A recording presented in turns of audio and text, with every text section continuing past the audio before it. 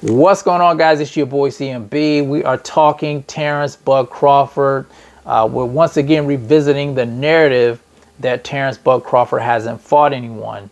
Now, I did do a video on this earlier, I think a few weeks back. If I do remember, I will put the link in the description box so you guys can check that video out.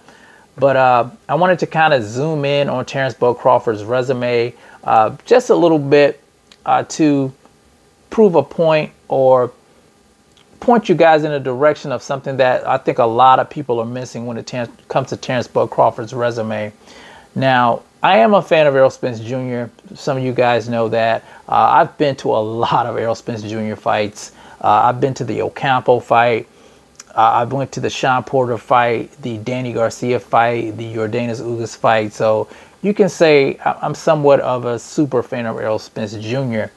But one thing I do disagree with is the narrative that Terrence Bud Crawford hasn't faced anyone. And I just want to, like I said, I see something that I think a lot of people are missing, and I want to point this out.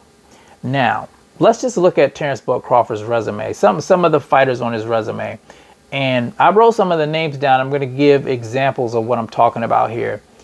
I think the fact that Terrence Bud Crawford has been in the ring with a diverse set of styles, I think that's going to play very well for him in the fight. And let me tell you what I mean by that. Even though these guys may not be the biggest names, he's been in the ring, like I said, with guys with a different type of style, different type of skill set. For example, you had Evis Kavaliauskas, who was a hard punching fighter. You had Kell Brook, very strong guy, a great set of fundamentals. Jose Benavidez, a pressure fighter. Jeff Horn, rugged fighter. You guys remember how he roughed up Manny Pacquiao to win the WBO. Sean Porter, very athletic fighter, quick feet, guys. Not so accurate with his punches, but he gave Terrence Bud Crawford, some problems in that fight, just like he did with Errol Spence Jr. Victor Postal, great boxer in his own right. Of course, we had Gamboa, who had fast hands, quick feet, and respectable power. So I think Terrence Crawford has seen a lot of different type styles, and I think that makes him a well-rounded fighter. Even though, some of these names, some of you guys may or may not recognize, I think, a lot of times we put too much value into a guy because of a name. Some of these guys are terrific fighters, and it takes a great fighter like Terrence Bud Crawford to figure these guys out, having that higher boxing IQ, being able to switch from right to lefty and vice versa, having the footwork, just having the long arms and the power, putting all that together to defeat these guys. He's been in the ring. He's seen everything. There's nothing that he hasn't seen in his career. He's 39-0, and I think, people are looking at his resume and they're just focusing on a name.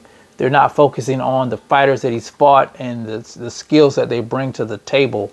So I think that's what a lot of people are missing, overlooking. And I pray to God that Errol Spence Jr. is not overlooking that just because, he hasn't had a huge name on the resume, which I kind of beg to differ with. If you look at some of the guys that he's fought at 147, they fought, these same guys, some of the same guys. Sean Porter, they both fought him. They both fought Brook. Neither one of them fought Keith Thurman. Neither one of them faced Manny Pacquiao. Danny Garcia, I will give that to Errol, even though Terrence Bud Crawford, I think he tried to get a fight with Danny Garcia. Danny Garcia didn't want it.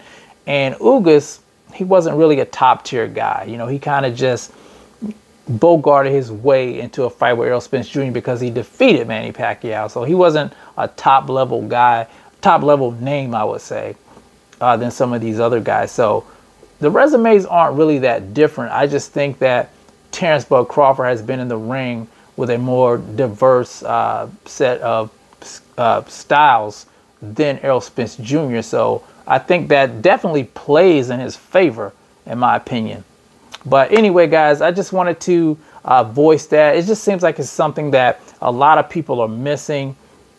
You know, I know some of you guys are going to disagree with that, but that's fine. You know, I like the fact that people have their own opinions, and you should voice your opinions. But anyway, you guys tell me what you think. Do you agree with what I had to say? Or do you think it's a bunch of hogwash? If you do, you can leave your comments in the comment section.